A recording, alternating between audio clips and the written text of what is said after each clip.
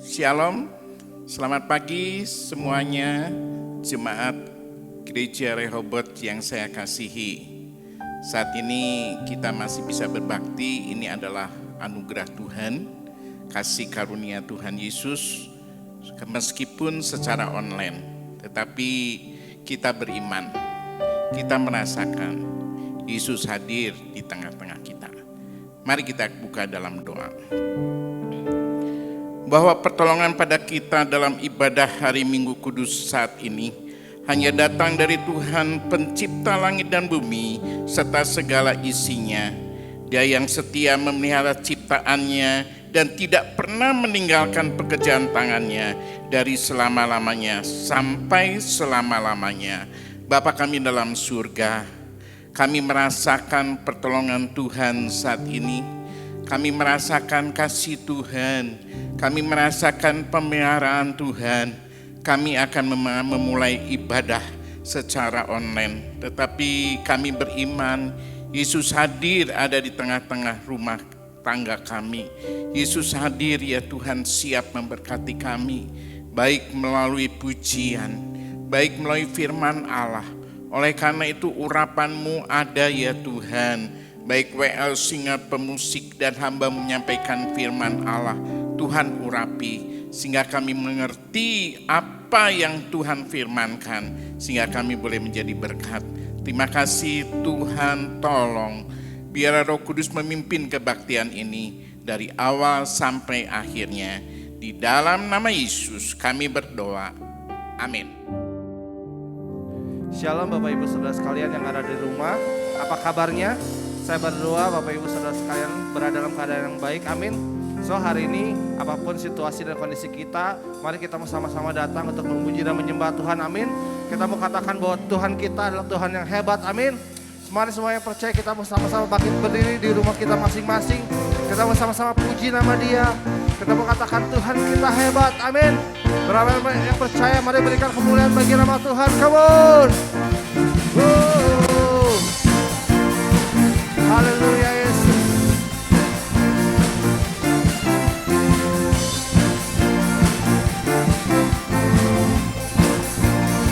Sama-sama katakan, Kau yang hidup di dalamku, menjadikanku lebih dari pemenang. Seluruh bumi tinggikan nama-Mu, menyatakan kebesaran dan keagungan-Mu. Sama-sama, Yesus Tuhanku pemenang, Raja segala raja, perbuatan-Mu ajaib dan perkasa. Kaulah Tuhanku yang hebat, kuasa iblis dikalahkan, sehingga bumi menyembah. Haleluya. Mari kita sembah Dia lebih sungguh lagi.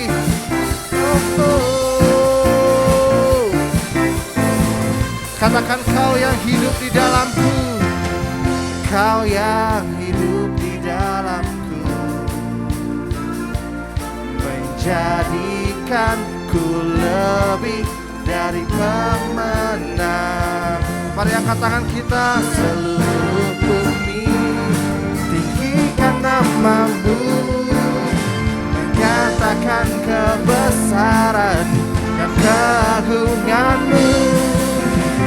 Yesus Tuhanku pemenang, Raja segala raja, perbuatan-Mu ajaib dan perkasa. Kaulah Tuhanku yang hebat, kuasa iblis dikalahkan, surga bumi bersorak. Haleluya Yesus, sebut Kau Tuhan kami yang ajaib.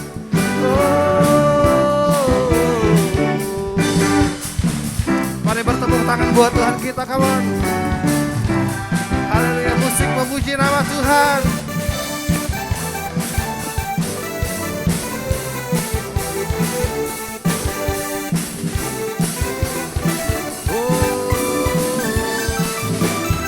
Mari angkat kedua tangan kita. Seluruh bumi tinggikan namamu, menyatakan kebesaran dan keagunganmu. Oh, Yesus, Tuhanku pemenang, Raja segala raja, perbuatanmu ajaib dan perkasa. Kaulah Tuhanku yang hebat, kuasa iblis dikalahkan, surga bumi bersorak. Tuhanku pemenang, Raja segala raja, perbuatanmu ajaib dan perkasa. Kaulah Tuhanku yang hebat, kuasa iblis dikalahkan, surga bumi bersorak. Kuasa iblis dikalahkan, surga bumi bersorak. Haleluya. Yeay.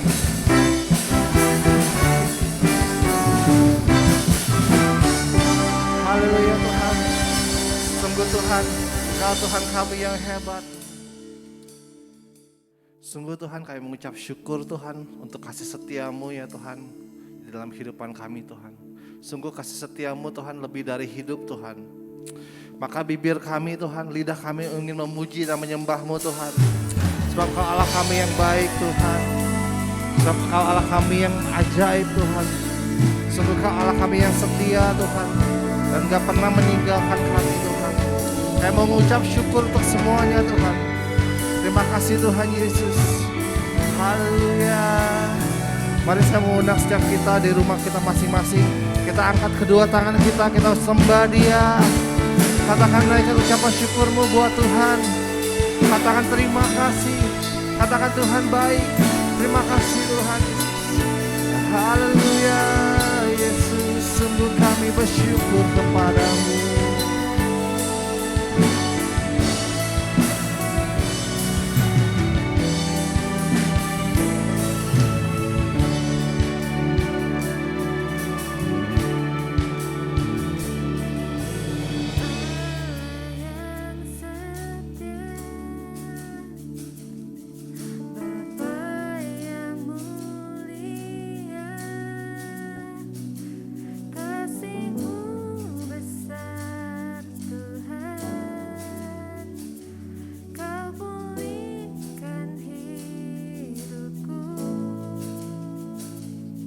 Sama-sama katakan, Kaulah harapanku, Kaulah harapanku,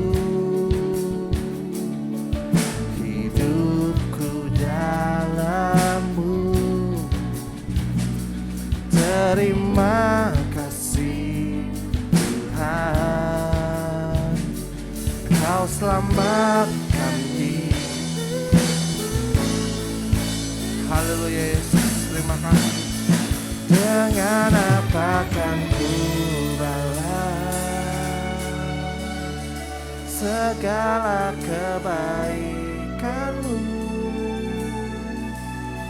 Segenap hatiku menyembah-Mu Yesus, ku bersyukur padamu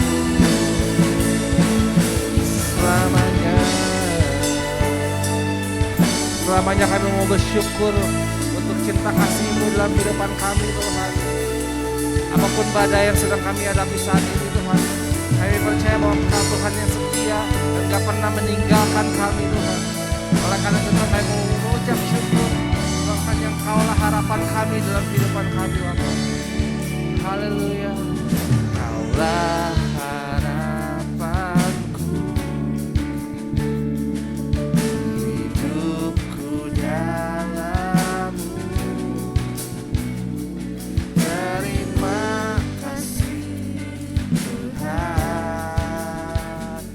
Kau selamatkan hidupku, kenapa akan ku balas segala kebaikan.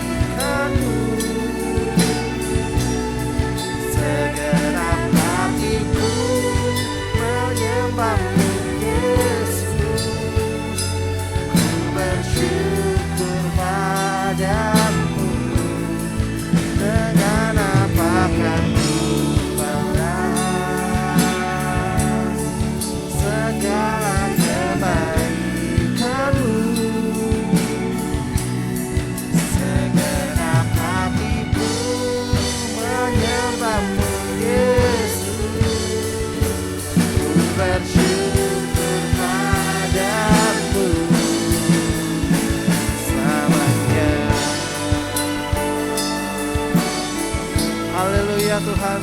Sungguh kami bersyukur Tuhan karena kebaikan-Mu di dalam kehidupan kami Tuhan. Apapun saat ini Tuhan yang sudah kami alami Tuhan, kami mau belajar percaya Tuhan bahwa Kau punya rencana yang terbaik buat setiap kami Bapa.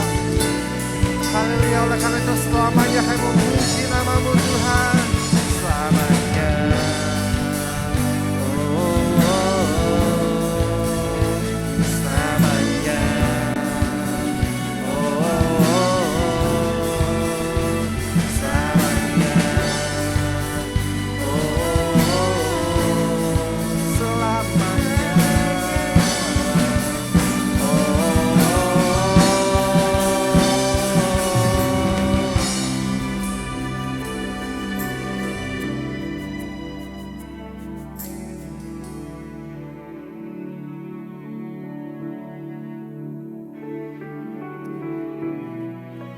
Sungguh Tuhan kasih-Mu besar buat setiap kami Tuhan.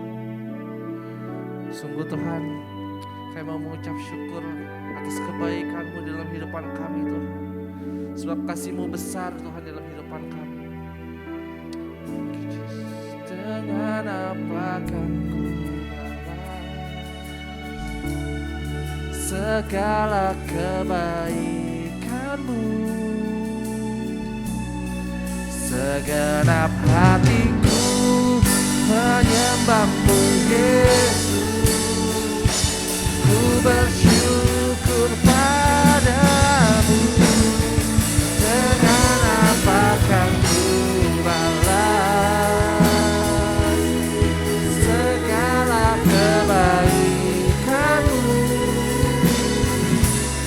Segenap hatiku menyembah-Mu Yesus. Ku bersyukur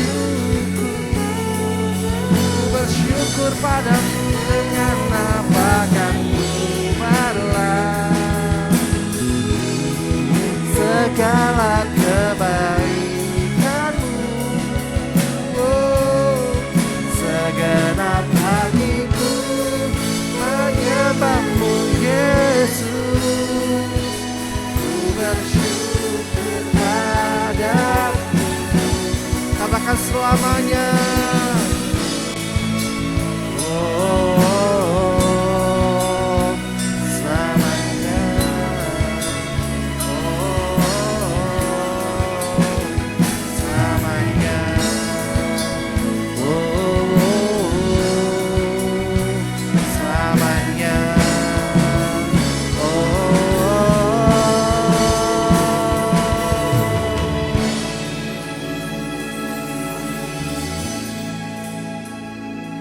Shalom, puji Tuhan, masih kita bisa belajar kebenaran firman Tuhan bersama-sama.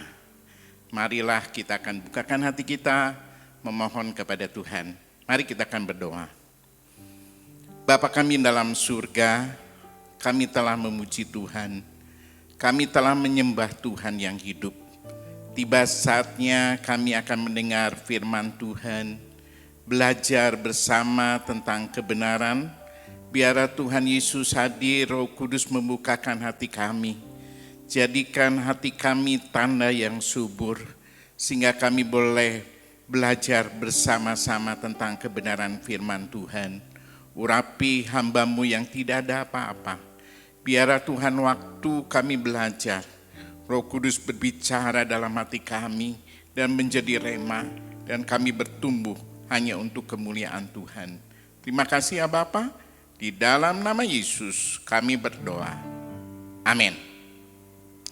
Puji Tuhan, 2 hari lagi tepatnya tanggal 27 Juli itu Gereja Rehoboth merayakan hari ulang tahun yang ke-74. Puji Tuhan, 74 tahun Tuhan telah memimpin Gereja Rehoboth. Saudara-saudara yang kekasih dalam Tuhan Yesus Kristus, kita akan melihat sejarah Gereja Rehoboth, bagaimana kemurahan Tuhan, kasih karunia Tuhan menyertai perkembangan pertumbuhan Gereja Rehoboth. Gereja Rehoboth memang tadinya adalah satu persekutuan yang dirintis oleh pendeta Latu Parisa dari Ambon tahun 1946. Persekutuan ini diadakan di Jalan Kabupaten dan sekarang di Wisatika nomor 22. Yang hadir waktu itu kurang lebih 10-12 keluarga. Tetapi karena Ratu Parisa seorang penginjil, sehingga pada tanggal 27 Juli 1947 itu Ratu Parisa, pendeta Ratu Parisa dan Sesal, seorang misionaris dari Amerika, dari gereja Assembly of God, gereja Sidang Jemaat Allah, menyerahkan pengembalaan di Bandung ini, di Jalan Kabupaten 22 ini kepada pendeta I.L. Corbett. I.L. Corbett adalah pendeta tentara KNIL dari Belanda yang bertugas di Bandung, ya, yang di Bandung di Batalion Serdadu kelas 1 penyerang darat, dan maka dinamakan jemaat itu Peter Sending Rehoboth Kerok. Dan pendeta I.L. Corbett mengambil Rehoboth ini dalam Kejadian 26 ayat 22. Ia pindah dari situ dan mengambil sumur yang lain lagi, tetapi tentang sumur itu mereka tidak bertengkar. Sumur itu dinamainya Rehoboth. Dan ia berkata, sekarang Tuhan telah memberikan kelonggaran kepada kita sehingga kita dapat beranak cucu di negeri ini. Gereja Rehoboth di tahun 47 sampai 50 itu ada satu hal yang luar biasa. Gereja Rehoboth adalah aliran Pentakosta. Setiap Kamis di Gereja Rehoboth diadakan Biston, ya. Dan kepenuhan Roh Kudus, mujizat terjadi. Anak-anak bisa dipenuhi Roh Kudus, kesaksian-kesaksian, maka waktu penulisan kenangan Rehoboth yang ke-50 dituliskan di situ bahwa terjadilah hal yang luar biasa, mujizat, yang lumpuh disembuhkan, yaitu Bapak Kwe Kian Ho atau Bapak Yahya Kiantono, adiknya pendeta Petrus Kiantono. Dan mabong ini menceritakan, atau cimbong atau mabong kami menyebutkannya, menceritakan atau menyaksikan ada seorang ibu di dekat pintu itu bernubuat. Dan dia mengatakan gereja ini akan jadi besar, besar, dan besar. Dan kita bisa melihat gereja Rehoboth Jalan di Wisatika menjadi kenyataan. Tahun 1961, para penatua sidang yang diangkat oleh pendeta I.L. Corbett 7 orang, dan dibentuknya satu yayasan yang namanya Yayasan Gereja Rehoboth berbadan hukum. Tanggal 31 Maret 1961 notarisnya Lee Quinio itu menjadi kuat Gereja Rehoboth ini. Dan pada tahun 1961 pendeta I.L. Corbett pulang ke Belanda karena tahun 60 istrinya meninggal, lalu pendeta I.L. Corbett pulang ke Belanda.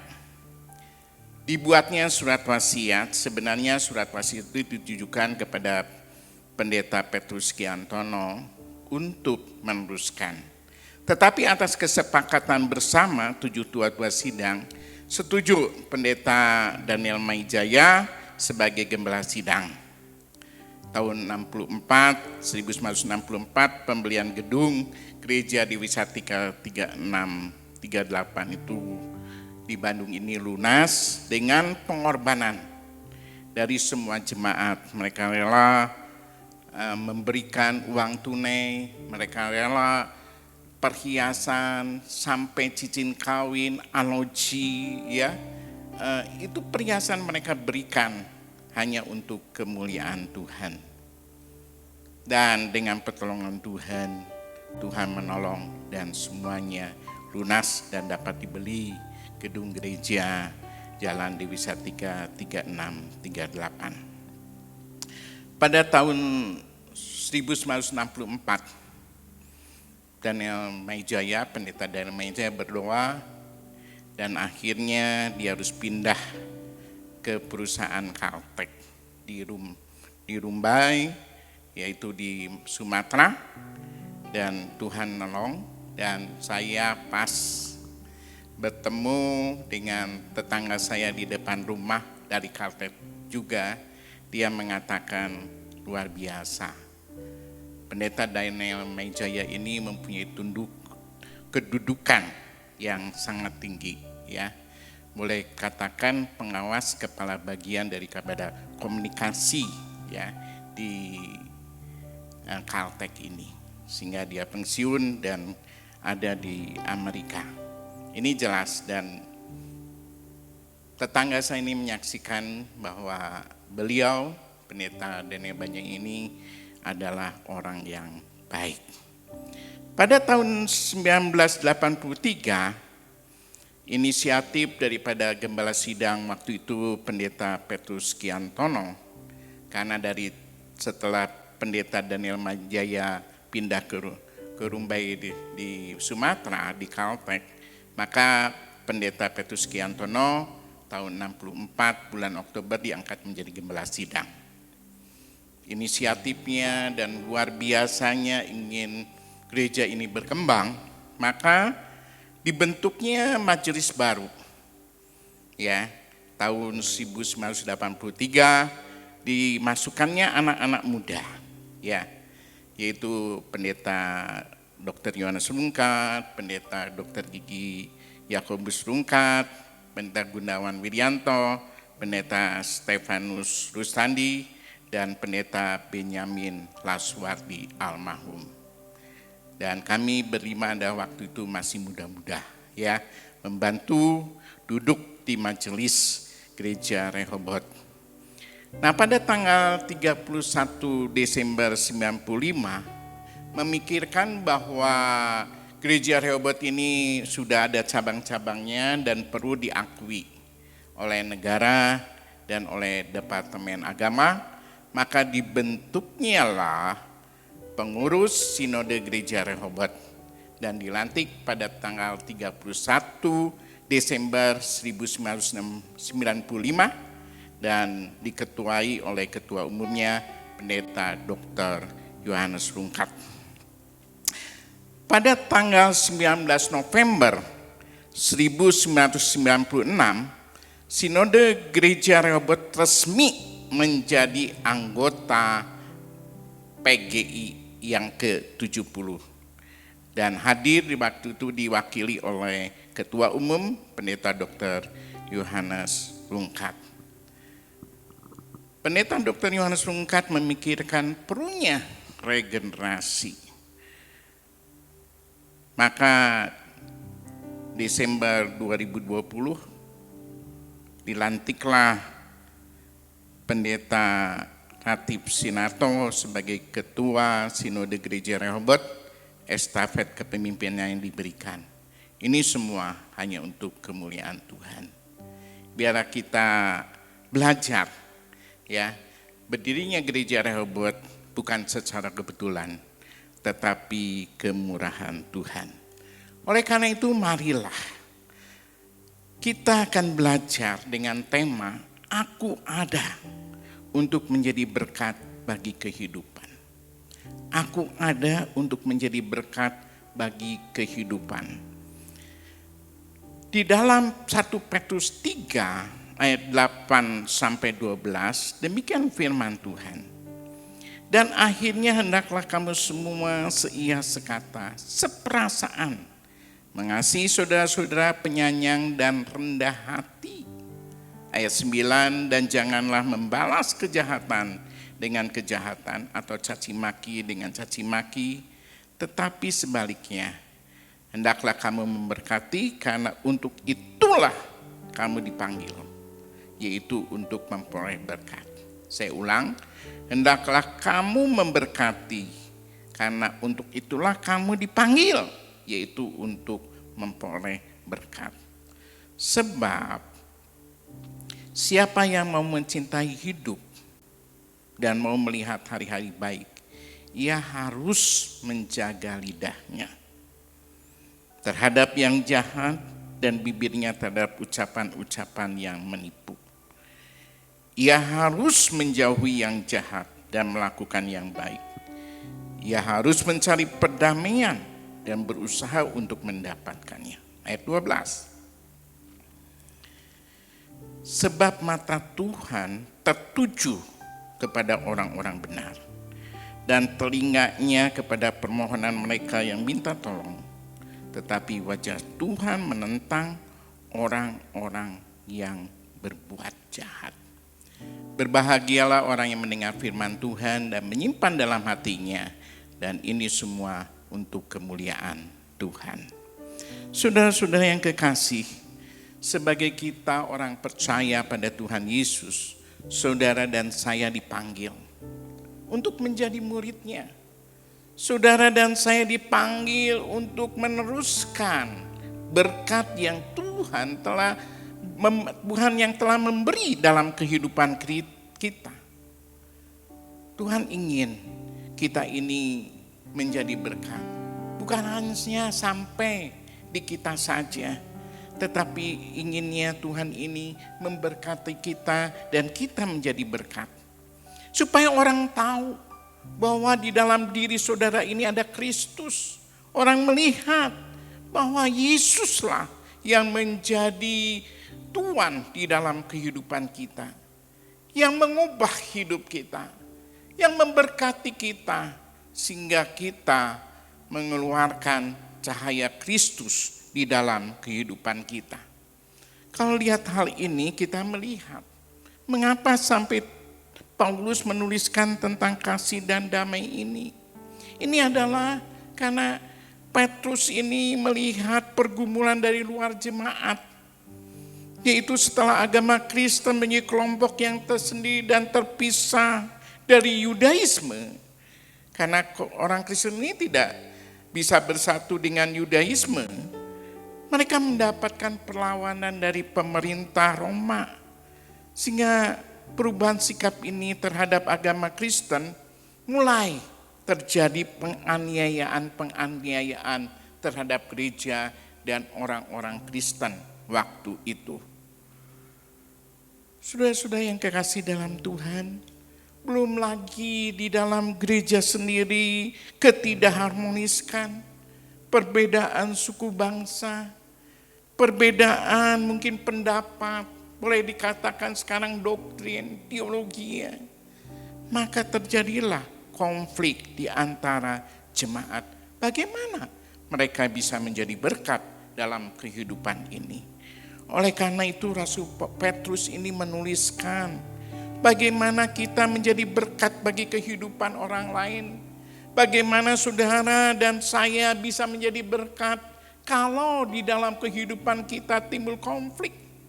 Di dalam gereja, di dalam kehidupan rumah tangga, di dalam persahabatan, di mana saja kita timbul konflik, bagaimana kita bisa menjadi berkat? Oleh karena itulah, Rasul Petrus menasihatkan. Yang pertama, Rasul Petrus menasihatkan hidup bersatu dalam kasih. Kita perlu bersatu dalam kasih. Di dalam 1 Petrus 3 ayat 8 berbunyi, dan akhirnya hendaklah kamu semua seia sekata, seperasaan, mengasihi saudara-saudara, penyayang dan rendah hati. Saudara, seia sekata. Artinya saudara, kita bersatu, hidup yang bersatu dalam kasih ini bukan seragam. Kita bisa saja dengan jubah yang sama adalah orang Kristen, menjadi anggota yang sama, tetapi belum tentu itu adalah seia sekata. Artinya seia sekata adalah bahwa dalam kehidupan ini ada roh, ada jiwa, ada pikiran, ada perasaan, ada perbuatan, dan ada tindakan dalam kehidupan kita ini. Bisakah kita bersatu? Artinya saudara, kita mempunyai roh kita satu, hanya Yesus yang dimuliakan. Kita seia sekata, perasaan kita, hanya jiwa kita ingin untuk menyelamatkan orang lain, untuk menolong orang lain. Tanpa egois, tanpa untuk kemuliaan diri sendiri. Nah, itulah supaya kita ini bisa menjaga kesatuan. Kalau kita semua mempunyai hidup bersatu dalam kasih, maka tidak jadi pertentangan. Mengapa ada pertentangan? Karena ada ego. Kita ingin menang sendiri. Kalau kita tanggalkan ego itu, maka terjadilah kasih di tengah-tengah kita. Mereka bersatu dalam kasih. Dalam Kolose 2 ayat 2 itu. Saudara-saudara yang kekasih, apalagi kita melihat saat ini. Kita perlu, dalam keluarga perlu kesehatian. Mengatasi saat ini pandemi. Mungkin sekeliling kita. Ada yang merasakan satu hal yang rasa sakit, kita bisa menguatkan, baik melalui WA atau kita telepon, ataukah di dalam video call, menguatkan, menenangkan. So ini itu semua bisa. Kalau kita terjadi satu ikatan kasih, kenapa? Supaya kita bisa menjadi berkat. Kita bisa menguatkan. Sudah kita bisa berdoa. Ini ada seseorang yang waktu diajak berdoa dia merasakan satu kekuatan yang luar biasa. Dokter mengatakan papanya udahlah karena sudah tua gak bisa ditolong. Tetapi dia waktu kami bersama berdoa. Waktu dalam doa dikatakan mari. Meskipun kita tidak sama-sama, tetapi waktu yang sama, Tuhan ada. Tuhan pun hadir di rumah sakit di Papa. Ada satu jamahan Tuhan. Dan dia menyaksikan bagaimana dia merasakan seperti air yang mengalir. Merasakan damai yang luar biasa. Itu semua apa? Karena kita saling menguatkan satu dengan yang lain. Kita bisa. Itu semua bisa kalau kita mau menanggalkan keakuan kita. Kalau kita mau menanggalkan keakuan kita. Yang kedua, bagaimana kita bisa menjadi berkat dalam kehidupan ini? Menjauhi yang jahat dan melakukan yang baik. Janganlah dalam ayat yang 9 dalam 1 Petrus 3 ini. Jangan membalas kejahatan dengan kejahatan. Caci maki dengan caci maki. Tetapi lakukan apa yang baik bagi semua orang. Tuhan menentang orang yang berbuat jahat. Sudah perhatikan di sini. Secara manusia, secara orang dunia, dikatakan kejahatan dibalas dengan kejahatan. Dicaci maki balas dengan caci maki. Tetapi ajaran Yesus katakan, kasihlah musuhmu. Saudara, ini bisa waktu kita menanggalkan keegoan kita. Kita menanggalkan, kita menurunkan bendera harga diri kita. Di situ kita bisa. Orang memfitnah kita, orang yang mencaci kita, menjelekkan kita, menggosipkan kita. Kita hanya bisa menangis di kaki Tuhan saja. Tuhan, ampunilah dia.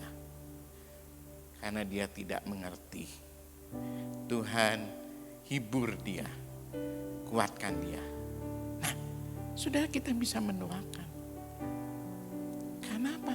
Jauhi yang jahat dan melakukan yang baik. Jangan sampai itu memancing kita untuk kita bisa lagi membalas dendam. Lakukan yang baik. Ada damai sejahtera di dalam kehidupan kita. Saudara, kalau kita menyimpan sakit hati itu meniadakan damai di dalam kehidupan kita. Coba saudara introspeksi diri. Kalau kita ada sakit hati, ada dendam, menyimpan kepahitan, pasti tidak ada damai. Damai hanya didapat adalah waktu kita bisa mengampuni. Sehingga lakukan yang baik. Inilah yang Tuhan inginkan. Yang ketiga, saudara, bagaimana kita bisa menjadi berkat? Aku ada ini supaya menjadi berkat dalam kehidupan orang lain. Menjaga perkataan kita dari ucapan yang jahat, ucapan yang menipu dan dusta. Ayat 10 dikatakan, siapa yang mau mencintai hidup dan mau melihat hari-hari baik, ia harus menjaga lidahnya terhadap yang jahat dan bibirnya terhadap ucapan-ucapan yang menipu. Sudah dalam kehidupan kita perlu mengerti bahwa ada hal yang di dalam kehidupan kita ini tahu bahwa lidah ini sulit. Saya katakan sulit, saudara. Lidah ini bagaikan, Yakobus katakan bagaikan api yang sulit, saudara. Sehingga Amsal katakan hidup mati dikuasai oleh lidah. Lidah, dengan lidah dia bisa membunuh seseorang. Dengan lidah dia bisa menghancurkan karir seseorang. Dengan lidah orang nama baiknya bisa hancur dengan lidah. Tetapi bagaimana kita bisa menjadi berkat? Oleh karena itu kita ucapkan berkat di dalam kehidupan kita. Hindarkan perkataan yang negatif. Kita lebih baik diam, kita berdoa. Orang yang dalam kesusahan, kita jangan sampai iya benar, tapi kita bisa membangkitkan imannya. Bukankah kita punya Tuhan? Pasti Tuhan Yesus akan menolong. Coba kita perkataan yang baik yang membangun iman. Kita katakan kata-kata yang positif supaya membangkitkan iman kita bersama. Jangan sampai orang yang sudah down, lalu kata-kata kita pun membuat orang itu tambah down lagi, tambah tak berdaya lagi. Bangkitkan, karena kita punya Roh Kudus yang bisa membangkitkan. Oleh karena itu hindari perkataan yang ucapan yang menipu, dosa atau perkataan yang negatif, tetapi berkatalah hanya untuk kemuliaan Tuhan, membangkitkan iman supaya nama Tuhan dipermuliakan. Yang keempat, berusaha hidup damai dengan semua orang. Kita telah belajar, saudara, bagaimana kita bisa bersatu dalam kasih. Lalu kedua, kita belajar, kita menjauhkan dari yang jahat, melakukan yang baik. Kata-kata kita ini bukan ucapan yang jahat, dusta, tetapi yang positif. Maka yang keempat kita belajar, kita perlu hidup damai dengan semua orang. Dalam ayat 11b dikatakan demikian. Ia harus menjauhi yang jahat dan melakukan yang baik. Ia harus, dalam B ini, ia harus mencari perdamaian dan berusaha mendapatkannya. Berusaha. Nah ini, di dalam Ibrani pasal 12 ayat 14 dikatakan, berusaha hidup damai dengan semua orang, kejarlah kekudusan. Sebab tanpa kekudusan tidak seorang pun akan melihat Tuhan. Saudara berusaha. Bukan hanya gitu aja, tapi ada usaha kita supaya hidup damai dengan semua orang. Artinya hidup damai dengan semua orang tanpa memandang suku, tanpa memandang agama, tanpa memandang derajat seorang, kaya, miskin dan sebagainya, pandai, bodoh, semua orang. Artinya kalau menurut firman Tuhan ini berusaha hidup damai dengan semua orang.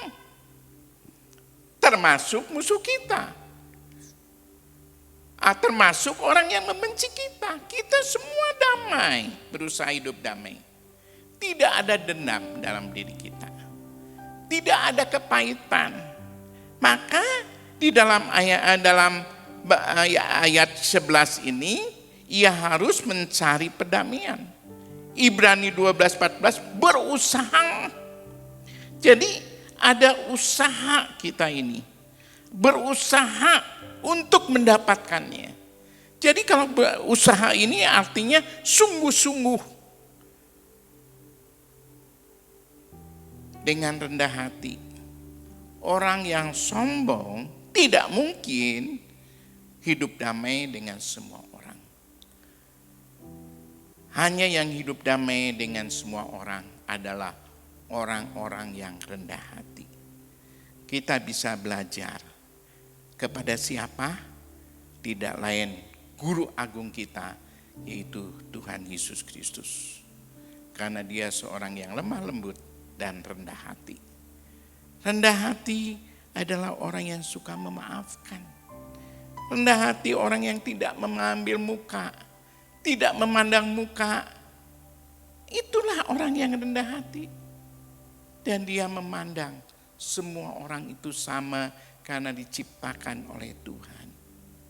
Kita mudah berdamai orang yang lebih kaya. Kita mudah berdamai dengan orang yang punya jabatan. Kita mudah berdamai dengan orang yang punya kedudukan. Tetapi orang yang rendah, apakah kita bisa berdamai? Hanya orang yang rendah hati yang bisa berdamai dengan semua orang. Nah, ini katakan firman Allah harus berusaha. Kita harus minta pertolongan Roh Kudus. Saya mulai merasakan kita tidak boleh membedakan orang. Artinya kalau kita tidak bisa membedakan orang, maksudnya tidak membedakan orang, berarti kita bisa berdamai dengan semua orang. Tetapi kalau kita membedakan orang, maka tidak mungkin kita bisa berdamai dengan semua orang. Oleh karena itu marilah kita belajar kepada Tuhan Yesus, yaitu rendah hati di hadapannya. Nah sekarang bagaimana orang yang percaya yang melakukan hal tersebut di atas, mereka harus mengalami apa? Pertama, hidup penuh berkat dan perkenanan Allah. Dalam ayat yang 10 katakan, siapa yang mau mencintai hidup, ia mau melihat hal yang itu baik, ia harus menjaga lidahnya terhadap orang jahat dan bibirnya terhadap ucapan-ucapan yang menipu. Hidup penuh dengan berkat. Menikmati hidup yang baik penuh sukacita. Melihat hari-hari yang baik, mendapatkan umur yang panjang. Kita harus belajar supaya kita menjadi berkat, biarlah hidup kita berkenan kepada Allah. Bukan berkenan di hadapan manusia, bukan berkenan di hadapan pendeta, bukan berkenan di hadapan gembala sidang, tetapi kita harus tulus dan berkenan di hadapan Tuhan Yesus Kristus. Yang kedua, saudara, kehadiran Allah yang dekat dengan pertolongan dan kasih karunia-Nya. Ayat 12. Sebab mata Tuhan tertuju kepada orang-orang benar dan telinganya kepada permohonan mereka yang minta tolong. Orang benar dikatakan kehadiran Allah. Kepada siapa? Orang benar. Kita melihat kenyataan di dalam lingkungan kita, sesama anak-anak Tuhan, ada orang yang benar dan ada orang yang merasa benar. Orang yang merasa benar ini orang yang merasakan sudah paling benar. Di dalam rumah tangga kita, di dalam bergereja, kita lihat ada orang yang senantiasa hidupnya ini merasa benar. Orang yang merasa benar ini biasanya sulit dinasehati karena sudah tahu. Kalau telah bicara firman Allah sudah tahu. Dari Kejadian sampai Wahyu. Karena dia merasa benar. Tapi orang benar adalah orang yang berkenan di hadapan Allah, di hadapan Tuhan itu tulus, dan Tuhan Yesus yang membenarkan dalam kehidupannya. Itulah orang benar. Orang yang benar adalah orang yang siap diuji oleh Tuhan. Orang yang siap mengakui kesalahannya dan memperbaiki. Tapi orang yang merasa benar ini susah. Contohnya orang-orang Farisi. Meskipun salah dia merasa benar. Nah, dalam kehidupan kita bagaimana? Apakah kita termasuk orang benar atau merasa benar? Itu sangat beda tipis. Mungkin di hadapan manusia kita tidak bisa membedakan. Zaman dulu pun orang Farisi itu kita tidak bisa membedakan. Mereka orang benar, taat beragama. Orang yang merasa benar saat ini mungkin dia setia. Dia melayani. Nah, sudah, tetapi kehadiran Allah yang dekat dengan pertolongan dan kasih karunia-Nya. Orang yang benar di hadapan Tuhan.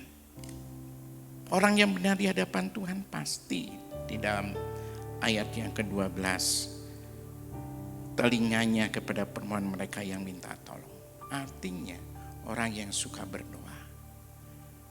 Jawaban Tuhan atas doa-doa mereka. Saudara, kita bisa menjadi berkat. Kita bisa mendoakan. Pagi saat ini kita tidak bisa mengunjungi yang sakit. Tetapi kita bisa mendoakannya. Kita bisa berdoa melalui WA. Kita bisa berdoa, saudara, melalui video call. Bisa, saudara. Kita bisa. Saudara, oleh karena itu, bagaimana kita bisa menjadi berkat? Kalau kita ini harus, hidup kita ini diberkati dulu. Dan berkenan di hadapan Tuhan. Yang kedua, kita merasakan kehadiran Tuhan. Kita menjadi orang benar di hadapan Tuhan. Bukan merasa benar. Yang ketiga, orang yang suka berdoa. Jawaban Tuhan atas doa mereka. Artinya mereka suka berdoa. Setidak-tidaknya bukan doa untuk diri sendiri. Tetapi kita bisa berdoa untuk lingkungan kita. Negara kita, sahabat kita, jemaat-jemaat satu dengan yang lain bisa kita saling mendoakan. Saudara, melalui keberadaan kita di lingkungan gereja dan lingkup gereja Rehoboth, kita akan bersatu, bergandengan tangan. Kita dengan sehati, seia, sekata, dengan rendah hati mengasihi sesama, maka kita akan lihat hidup kita ini menjadi berkat. Di dalam lingkungan kita, keluarga kecil pun kita menjadi berkat. Lingkungan pekerjaan kita menjadi berkat. Dalam lingkungan kita berada, kita bisa menjadi berkat. Ini semua karena apa? Karena Tuhan telah memberkati kita.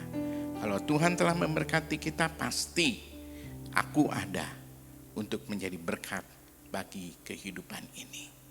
Di dalam nama Yesus kita merasakan kita boleh menjadi berkat. Mari kita akan berdoa. Bapa kami dalam surga, kami merasakan bersyukur atas kasih karunia Tuhan. Tuhan, biarlah aku ada, supaya aku menjadi berkat dalam kehidupan ini.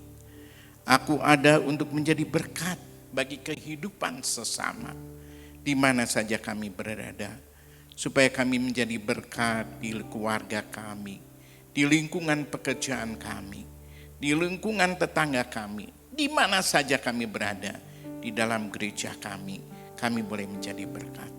Oleh karena itu ya Tuhan, ajarkan kami ya Tuhan, adalah ya Tuhan kami berkenan di hadapan Tuhan. Kami mau ya Tuhan menanggalkan keegoan kami.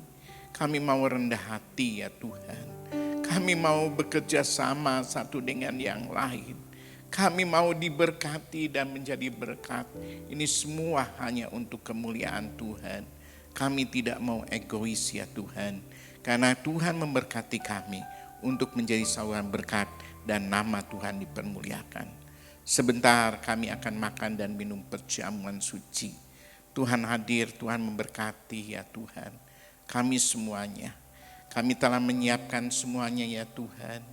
Biarlah roti yang seketul dan air anggur ini bisa menjadi berkat dan supaya nama Tuhan dipermuliakan dan menguatkan iman kami. Terima kasih ya Bapa. Di dalam nama Yesus kami berdoa. Amin. Mari kita akan menyanyikan nyanyian ini sehingga sebelum kita masuk dalam perjamuan suci. Salibnya,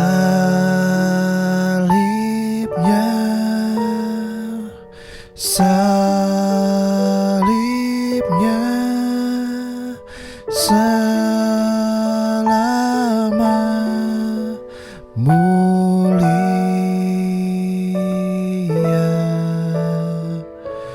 dosaku disucikan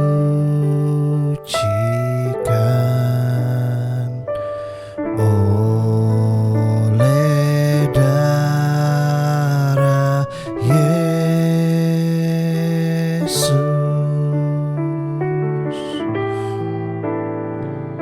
Salibnya, salibnya,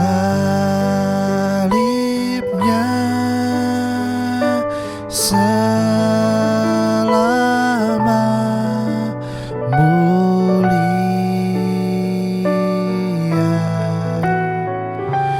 dosaku disucikan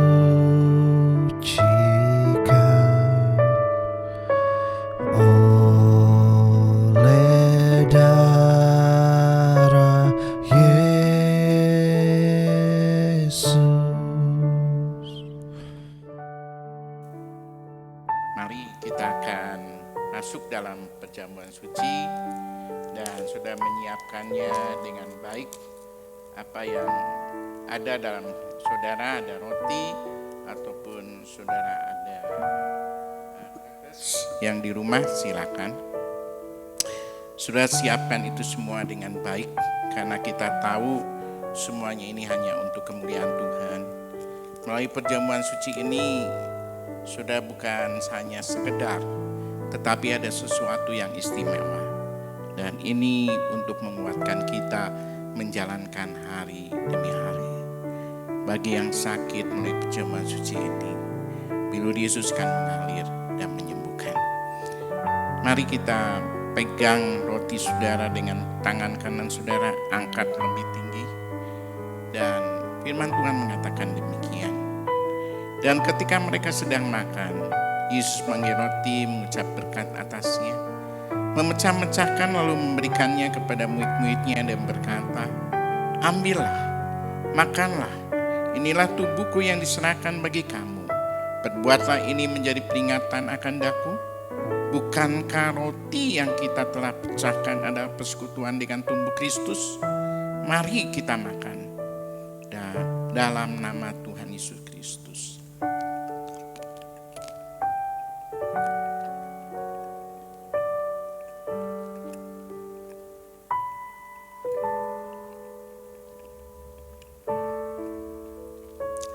Ambil cawan yang berisi air anggur dengan tangan kanan saudara, angkat lebih tinggi. Dan firman Tuhan mengatakan, sesudah makan ia mengambil cawan, mengucap syukur lalu memberikan kepada mereka dan berkata, "Cawan ini adalah perjanjian baru yang dimeteraikan oleh darahku. Minumlah kamu semuanya sebab inilah darahku. Darah perjanjian yang ditumpahkan bagi banyak orang untuk pengampunan dosa. Perbuatan ini setiap kali meminumnya menjadi peringatan akan daku." Bukankah cawan pengucapan syukur yang atasnya kita ucapan syukur adalah persekutuan dengan darah Kristus? Mari kita minum dalam nama Tuhan Yesus Kristus. Haleluya, haleluya. Sudah menundukkan kepala saudara, sudah mengucap syukur kepada Tuhan. Bagaimana Tuhan sangat mengasihi saudara. Bagaimana Tuhan sangat mengasihi saudara sehingga rela dia menderita. Dia rela mati di atas kayu salib. Penuh pengorbanan. Dan kita percaya melalui tubuh yang dicabik-cabik itu yang membuktikan kasih Tuhan yang luar biasa. Bilur Yesus mengalir dari tubuhnya, dari tangannya, dari kakinya. Itu penuh kuasa. Sehingga firman Allah mengatakan dengan bilurnya kamu sembuh. Dan inilah tandanya peringatan akan aku. Artinya diingatkan kita. Apakah kita masih mengasihi Tuhan lebih dari segala sesuatu. Sehingga Tuhan lebih dulu mengasihi kita. Semakin kita mengasihi Tuhan, maka kita akan menjadi berkat. Semakin kita mengasihi Tuhan Yesus, maka kita akan menjadi berkat. Sudah renungkanlah, sudah berdoa secara pribadi di hadapan Tuhan. Haleluya, di masa pandemi ini kita perlu kekuatan baru. Kita perlu kekuatan baru dan kita menjadi berkat. Aku ada supaya kita menjadi berkat dalam kehidupan ini. Aku ada, aku diberkati supaya aku menjadi berkat. Itulah tujuan Tuhan. Ajar kita menanggalkan keegoan kita. Kita ajar kita benar di hadapan Tuhan. Tulus di hadapan Tuhan. Haleluya, haleluya, haleluya Yesus. Terima kasih ya Bapa. Bapa dalam surga, kami mengucap syukur atas kasih karunia daripada Tuhan. Kami merasakan ya Tuhan, Tuhan begitu baik dalam kehidupan kami. Tuhan begitu ya Tuhan supaya kami ada. Supaya kami boleh menjadi berkat dalam kehidupan ini. Supaya nama Tuhan saja dipermuliakan. Terima kasih ya Bapa. Bapa kami rindu ya Tuhan. Supaya mendengar firman Tuhan ini boleh menjadi berkat bagi kehidupan. Dan nama Tuhan dipermuliakan. Tuhan Yesus melalui perjamuan suci ini ada kekuatan baru. Makin kami mengasihi Tuhan. Tuhan, kami ingin merasakan kuasa Tuhan di dalam kehidupan kami. Kami berdoa yang sakit ya Tuhan. Waktu mereka merasakan ya Tuhan makan dan minum perjamuan suci ini, bilur Yesus mengalir dalam tubuh mereka. Dan Tuhan hadir di sisinya, Tuhan menjamahnya dengan tangan Tuhan yang berlubang, menumpangkan tangan di tubuh mereka yang sakit. Dalam nama Yesus terjadi kesembuhan. Tuhan, kami juga berdoa yang menghadapi masalah dalam rumah tangganya, dalam masalah ekonomi, masalah apapun ya Tuhan. Berikan iman yang teguh, karena hanya di dalam nama Yesus ada kemenangan, di dalam nama Yesus ada pertolongan. Terima kasih ya Bapa. Bapa, kami ada di rumah masing-masing, tetapi Yesus hadir saat ini. Yesus sendiri akan menumpangkan kedua tanganmu yang berlubang, menumpangkan di atas kepala kami. Dan mengalirkan ya Tuhan, dan Tuhan kami pegang janji Tuhan, ku berikan damai sejahtera mengalir dalam hati kami. Ketenangan, kedamaian itulah ya Tuhan, dan memberkati kami dengan kesehatan yang dari Tuhan. Kami yakin ya Tuhan, kami pegang janji firman Allah, bahwa orang benar anak cucunya tidak akan meminta-minta, tetapi menjadi berkat. Terima kasih ya Bapa. Di dalam nama Tuhan Yesus kami berdoa. Sekarang saudara-saudara yang kekasih dalam Yesus Kristus, angkatlah tangan saudara untuk menerima berkat Allah. Arahkan hati saudara kepada Tuhan dan hadirat-Nya, maka berkat Allah akan memenuhi hidup saudara. Berkat Allah akan memenuhi keluarga saudara. Berkat Allah akan memenuhi kesehatan saudara. Berkat Allah akan memenuhi pekerjaan saudara. Dan saudara menjadi berkat di mana saja berada. Dan akhirnya saudara-saudaraku yang kekasih, pulanglah dengan berkat dari Allah Bapa, kasih karunia dan damai sejahtera dari Tuhan Yesus Kristus, dan persekutuan dengan Allah Roh Kudus akan menyertai saudara sekalian mulai hari ini sampai Maranatha, Tuhan Yesus datang kembali. Amin.